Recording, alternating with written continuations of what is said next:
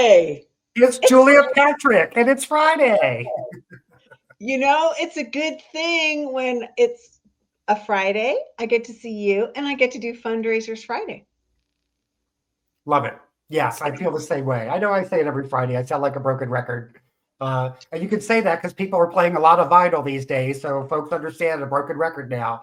But yeah, I do. I really look forward to these conversations and to the exciting topics and yeah, and the way it challenges me and all the good things, all the things a Friday should be, all the good things a Friday should be.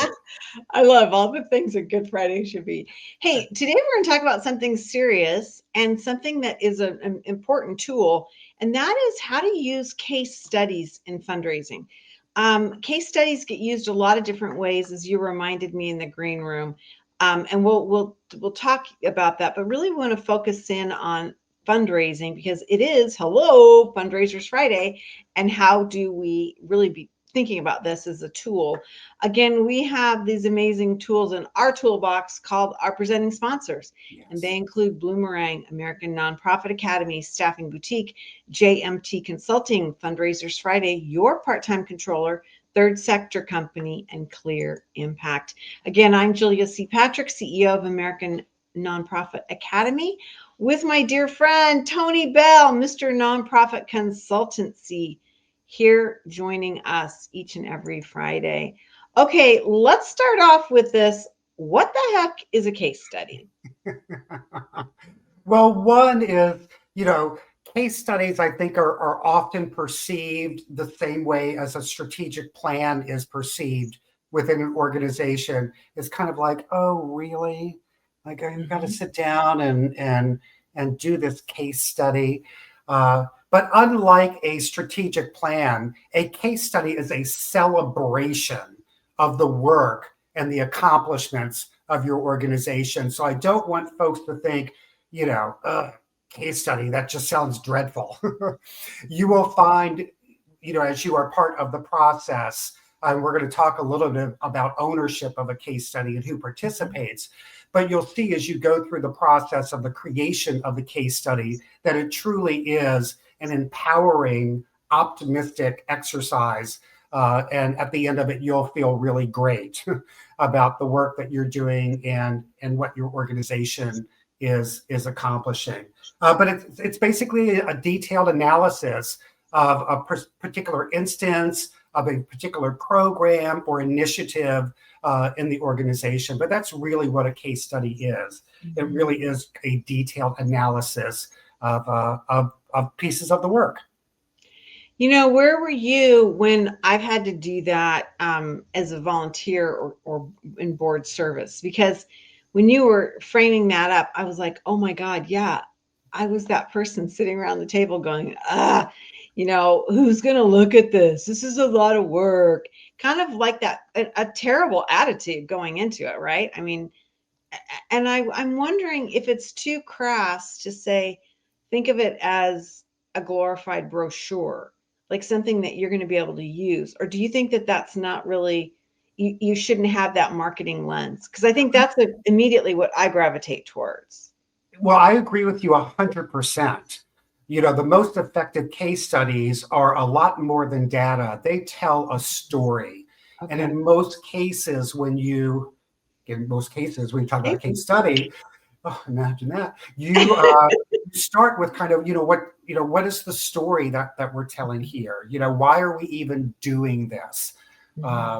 So I think that looking at it through a marketing lens and a storytelling lens is really important.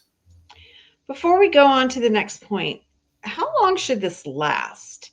I mean, is this like something that we'll be able to use for a longer period of time? Or is it really going to be, like a short period of time? Does it get updated? Like, how do you see it, the life cycle of this type of document? Because it's a heavy lift.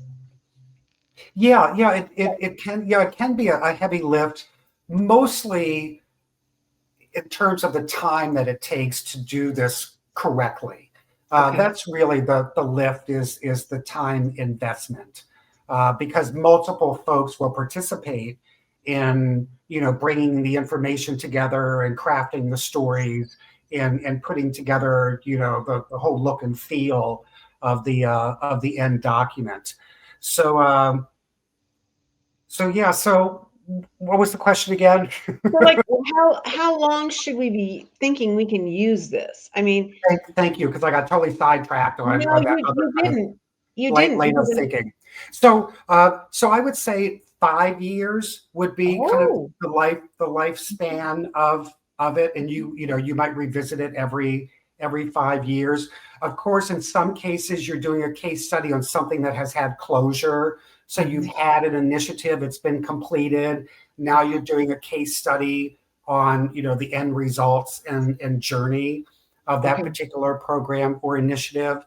Uh, but just based on my experience and the way that I view the relevance of these documents once they're completed, I would say 5 years is a good time if this is a recurring program to revisit it. Love it.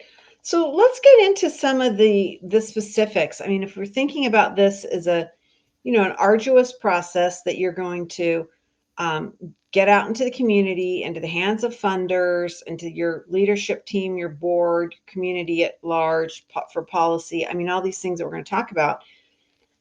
Talk about these three main things in that a case study should demonstrate a purpose, it should show execution Mm-hmm. and impact. How do you do this if you haven't done something yet? Or is this should really be crafted for something that has occurred? Um, and I know I'm phrasing that off, but like the case study, does it identify the problem and say, this is how we're going to solve it? Or we identified a problem and this is how the solution has rolled through? Or is it both? Well, I've seen it used in both ways. In my experience, I've always done case studies based on something that is currently taking place Okay. or has just completed. Okay. But you're right that it would need to demonstrate the purpose or the why. Why is X, Y, and Z even happening? Okay. Right? How is it happening, and whom is it happening for? So just like you said, demonstrating the purpose. What's the why? Mhm. And here's the data that supports that, and here's the Mhm. story behind the why, right? Okay. Because in some cases a program or initiative may be implemented because of something that has historically taken place within a community, so you can speak to the history that brought us to this place where now this program is needed. Again, who Mhm. how is it then going to happen? Who are the partners that need to be involved? Who's having ownership? What are some of the milestones and checkpoints along the way? And then who is it impacting, and what is that anticipated impact?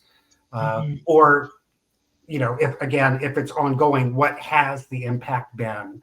So Right. it's not hypothetical. You have the data, and I think it's if you implement programs with case studies in mind, then Mhm. you will, from the very beginning, set up standards of practice that will allow you to gather all of Mhm. this ongoing. So you're Mhm. not caught, let's say, at the end of a program or again, when it's time to do this because a donor has asked for it, or whomever, you Mhm. already have the bulk of the data available, and now you're just pulling the team together, to Mhm. consolidate it and tell the story. Yeah, I love that comment because I can see where it really will help become that roadmap, as you said, for moving forward. And also, for a lot of nonprofits, collecting data and understanding how you can use it and what's good data and what's just time wasting your time. This could really fit into that whole journey for some organizations. Mm-hmm. You That's a know, very good point. it's something that we need to be thinking about. But if we haven't used the data or we haven't realized like what we should be collecting, so in order to understand what it is we're doing or what we should be doing, Mm-hmm. I think it's kind of an interesting aspect for some folks. I think data collection and understanding it is very, very hard until you start doing it, right? Correct, and some results are not so tangible. Mm, So, there's data and there's numbers, but we know in this work that there is progress made through programs and initiatives that can't be so easily monitored. right. Uh, so how do we include that Mhm, in our case study, and how do we incorporate those warm fuzzies? I'll mhm, just say that again aren't so easily identified in a spreadsheet. How do mhm. we make sure that those come across in the case study and in the story that we're telling? So that leads us to our next point then, because I think it's really an interesting thing. You say humanize the mission and connect emotionally. When the data points don't tell the story, you have to be the narrator. You Mm-hmm. have to tell the story, the organization. Um, Talk to us about that. And what do you see? Because you're right. Some of this is hard to measure, and some of this is hard to communicate. Um, how can we do this? Yeah, so it's particularly in this scenario of a case study, I think testimonials are really important.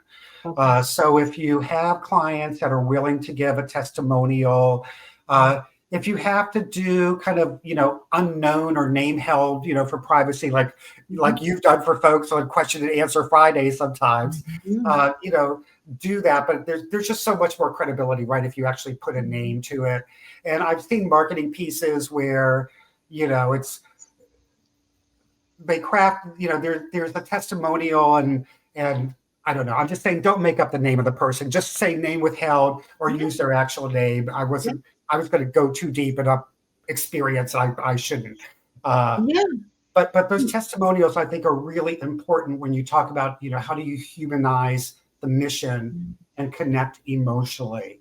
There Mhm. are opportunities within this document, of course, to include pictures, uh, if you want to include video links, Mhm. all of that. But again, any way in which you can generate an emotion or put a face to the purpose, Mhm. it just makes the impact of this document so much greater.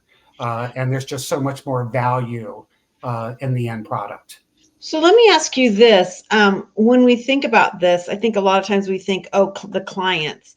But would it ever work or be effective to get testimonials from volunteers or city officials or, police and firemen, whatever links there might be that could describe how they're impacted or how they see the success or the need of a program? Or is that too much? No, I don't think it's too much as long as it's adding relevance and it's easy to connect it to the messaging, right, and to the case study, so that it doesn't seem like filler content. I guess is kind of Mhm. what I'm getting at. But I could Mhm. see a scenario where perhaps a uh, chief of police might be able to give a testimonial that says, as a result of this after school program, or whatever program, Yeah. we have seen a decrease in loitering or Mhm. whatever that may be. Uh, so if a city official or someone can lend credibility through their statement to Mhm. the outcome of the program or how they, through their work, have seen a positive impact in the community, then Yeah. yeah, I think that that's awesome, Yeah. and don't miss that opportunity. Yeah. I think that's an interesting thing. And again, it kind of broadens that word of impact, like, because it's not always just the clients, but there's meaningful impact throughout a community that we don't always think about, right? Mhm. But it's part of that engagement. Really interesting. I think there are a lot of ways to navigate this, Tony. I think that you know, we used to have this horrible phrase in the 80s, 70s, and 80s, and really probably earlier, called old white man eating from a garbage can. And that was like the gold standard of a nonprofit pull. I mean, think about, the Sarah McLaughlin video ads. used for animal welfare. That, exploitive nature has changed.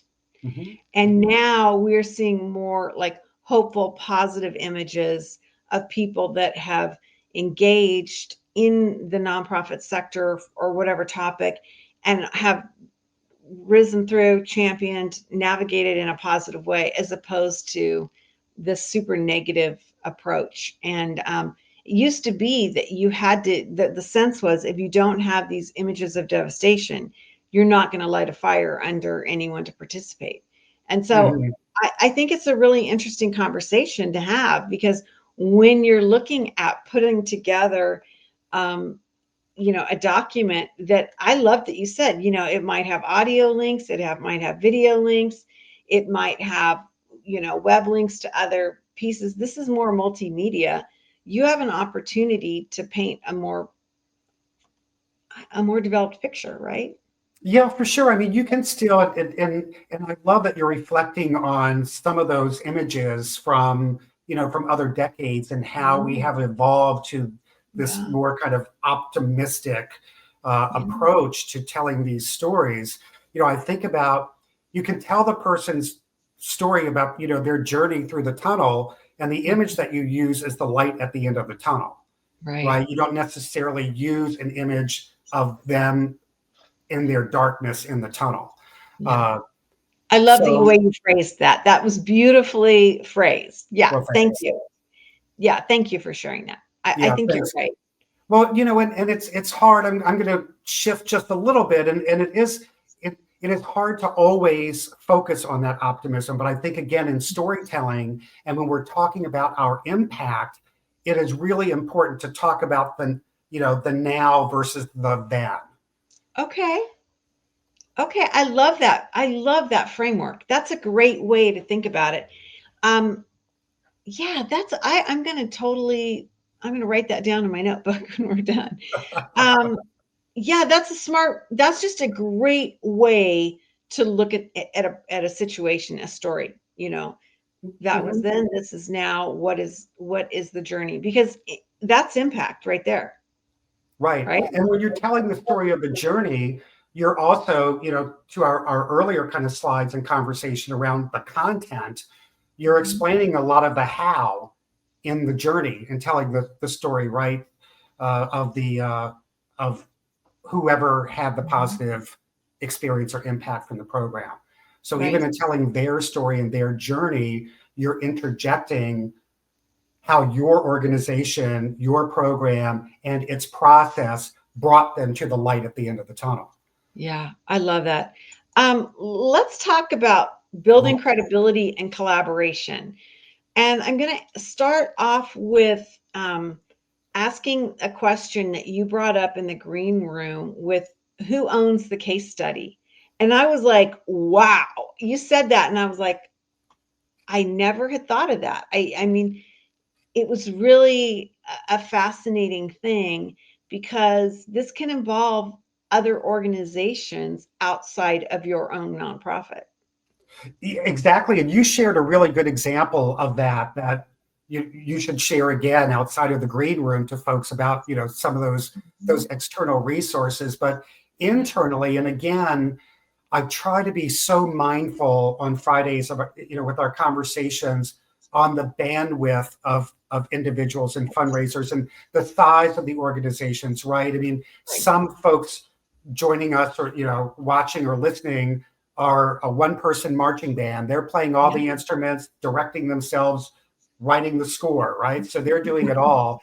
Others have, I say luxury, the privilege, the opportunity to work for larger organizations that have departments that handle different pieces of Right. all of the things that we talk about on Fundraisers Friday. So looking internally, if your organization has a marketing department, my recommendation is that the case studies reside within the marketing department, because Good. it has to be a good combination of style and substance.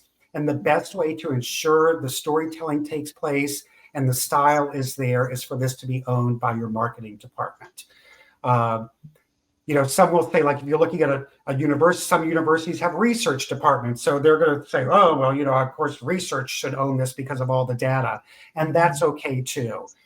In some organizations, the executive director owns the compiling of this information. Right. So it really depends on the size of the organization and what your resources are. But I would say that this is a collaborative opportunity, that you are going to engage many folks in the collection of data and the collection of testimonials, just in the collection of stories, just everything that you're going to need to make this case study relevant is going to be acquired through collaboration and conversations with folks on your team, outside of your team, and in the community that you're serving. Yeah, I think you're referring to one of the comments that you and I had earlier in the green room, and that was that, if you have access to a university where they do case studies, sometimes different colleges or centers of excellence within within an institution will take on consulting projects, and they might do it for a fee, or they might do it as like an MBA project, or seniors project, or a volunteer hours kind of project. But I think there's a way to get some really great external collaboration with metrics and data that maybe you haven't been able to do yourself. Because I like what you said, you're the one man band, and that's a great way to pull things in. And I would also say too that if you're a part of a sector that has a national voice, go to that mothership, or the association or whatever, and look for data points and research that they've done, or see if you can collaborate on that research. Maybe the National Association of blah blah blah blah blah would want to get more data and would work with your local organization to fund that, or to get some sort of synergy. Because ultimately, this is the information that will help the sector, right? I Oh, mean, if you're correct. talking literacy to domestic violence to opera, whatever it is, Right. some of those bridges can be built this way. And so, it's not a quickie kind of thing. Well, As I'm sorry, go ahead. no, I'm sorry too. It just came to mind another resource, and they're called different things in different communities. Senior Executive Corps, Senior Yes. Services Association, that you can tap into, that have retired individuals that are looking to volunteer their time to support projects like compiling case studies, or helping you with an annual marketing plan. So as we talk about, again, bandwidth, resources, and the great resources that you mentioned, take a look and see in your community if you have something like a Senior Executive Corps, where there are just incredible individuals looking to donate their time and talent for projects very much like a case study. I love that. So I'm thinking that was brilliant. I hadn't thought of that. SCORE, which is a program under the Small Business Administration. You're exactly right. Located throughout the country, and they are retired executives that volunteer their time with small businesses for and nonprofit. And then the SBDC centers, they are the Small Business Development Centers that are based throughout the community college system in America. And they are also funded and supported by the SBA, Small Business Administration. They do for and nonprofit work. Yeah, that's a great lead. I really appreciate that. Well, let's wrap up, because already our time is going on, and we want to ultimately inspire donor action. And when I say donor, I'm thinking, large community investment. It might be underwriting, it might be foundations, it might be a city or a state or a county government that underwrites or grants funding for a certain thing. So it's not just that typical philanthropic donor that we're thinking about. I think we need to be thinking bigger, right, Tony? Yeah, absolutely. When I was making notes, and I've gotten really bad because I'm often looking down at my desk to No, just kind of look at my notes. But when I looked at kind of the different reasons why you would want to invest in doing a case study, one of them was grant applications and major donors. So, outside of the terrific marketing impact that a case study can have, like you're saying, it's great to present a case study to your, major donors and showing them the impact work. Also, to your point, Julia, if you're doing a case study based on something that you want to implement, right?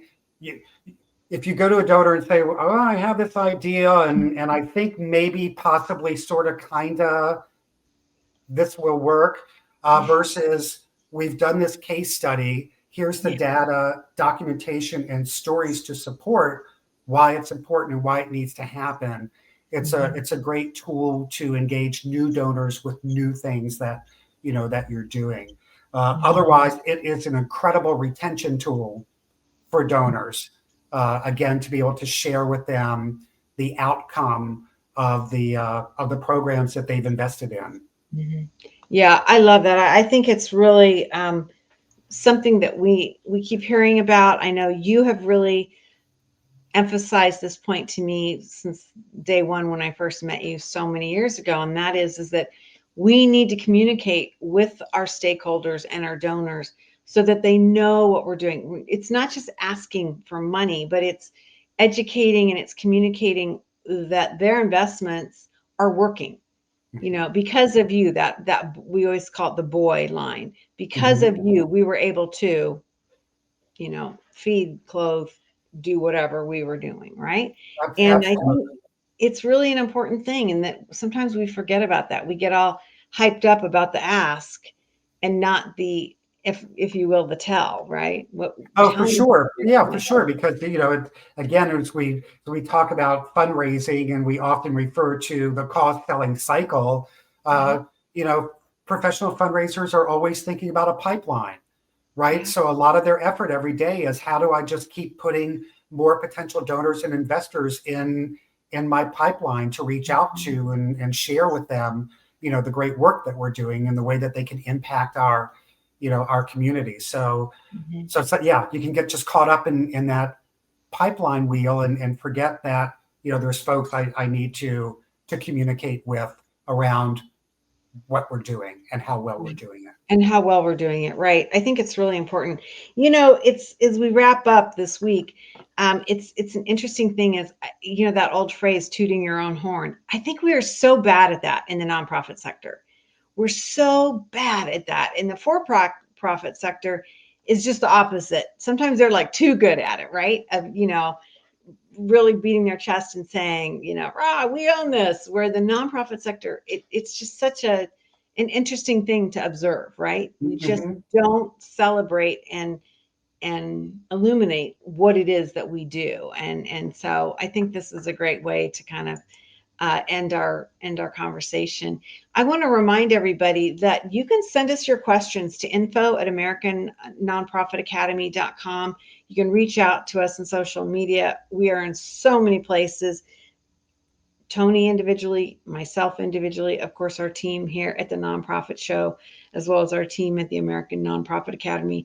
If you've got a question, let us know. We had a really interesting one that came in that we're going to put in about maternity leave for board members, because that's a big issue and it's layered with a lot of things. And so we're going to discuss that in an upcoming issue. But yeah, if you have some questions that kind of fit into this fundraising aspect, and goodness gracious, our board work and our board leadership certainly ties into fundraising. Sure. So, let us know and we'll see what we come up with, because we're more than happy to bring these discussions on board.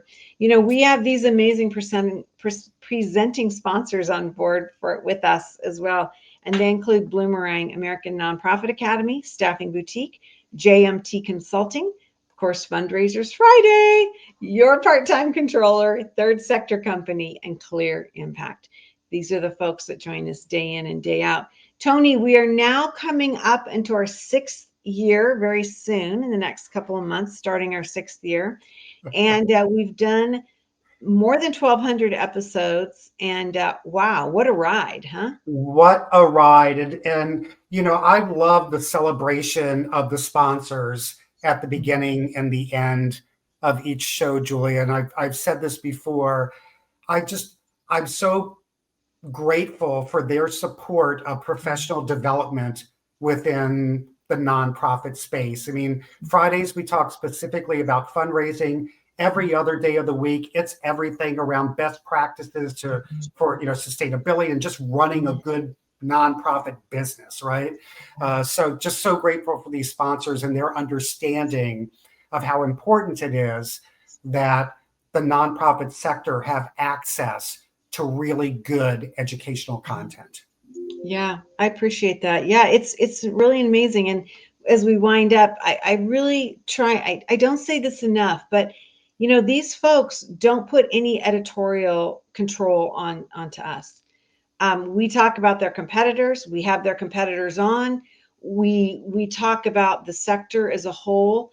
I mean, that's really powerful in Mhm. media to get people that sponsor us and yet are strong enough to say, yeah, bring it on. Let's have everybody engaged. So Yeah. anyway, enough of that. My friend, have a great restful weekend. If you are watching us, we hope you have a restful weekend because Monday will be here shortly, and we need to arm ourselves so we can continue to go out and do our good work.